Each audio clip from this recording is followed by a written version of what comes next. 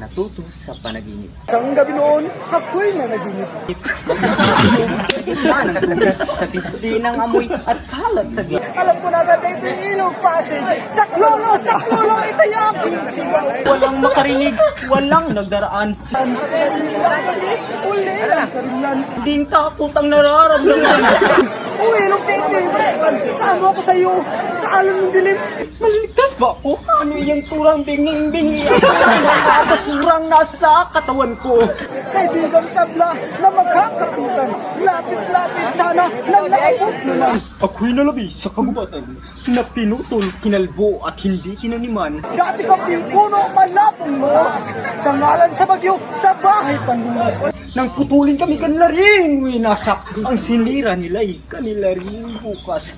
Wala na ba ang isda? Wala na ba ang buhay na makakarinig sa aking panawagan?